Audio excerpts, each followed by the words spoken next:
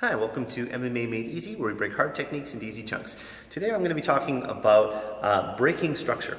Okay, so the basic concept of structure is that the person is fighting you with their skeleton and not with their muscles. Okay, so a really easy example is right now my elbow would have structure with you.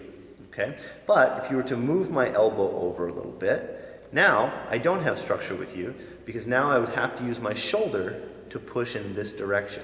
So unless I can get you to rotate over there, then I would have structure with you again, and I could push in.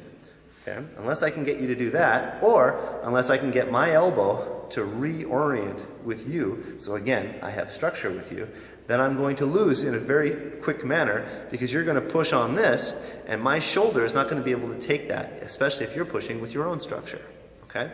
So a way to compromise structure is to take away 90 degrees. Okay? So this is an example with my shoulder. Now there's lots of other ways to do it as well. For example, this is also 90 degrees, okay, to my body. Okay? So instead of focusing on this one, we can focus on this one. So if we move this axis down a little bit, again, if you're directly in front of me, I no longer have structure with you because I'm pushing here, which is a collapsible crumple zone. Okay? Whereas if I was here, it's not collapsible. It's going to go right into my skeleton. The bone isn't going to explode, so I have structure. Okay? So there's a couple main axes that you can look at. One is up and down, and the other is side to side. But there's lots of other ways too. If you look at the diagonals as well as rotation. For example, if I'm here, I have structure with you. But I don't have structure if the force is coming on an angle this way. Okay, so that would take me down on a diagonal as well. So whenever you feel somebody is incredibly strong in grappling, try to increase your structure and also try to compromise their structure.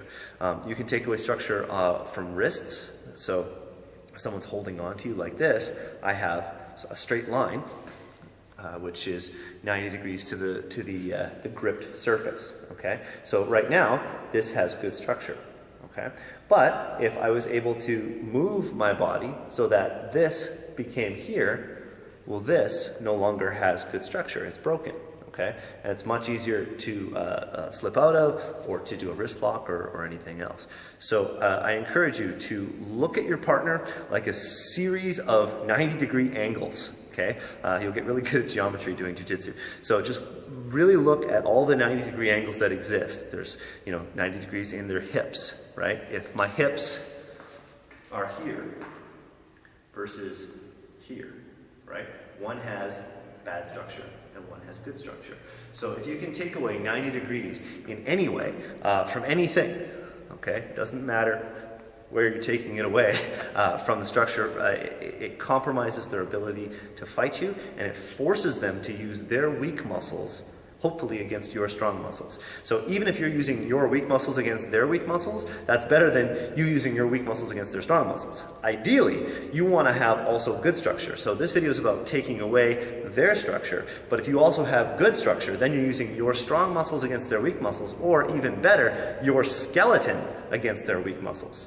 Okay, that's the best case scenario, where you have something that is virtually indestructible against a human. Again, this bone isn't going to just suddenly explode if they push on it, right? So you have a virtually indestructible piece of yourself fighting a very, very weak, for example, the shoulder muscle or something like that, version or aspect of their body. Okay, so I encourage you, use good structure against bad structure, perfect structure against terrible structure, you're going to win.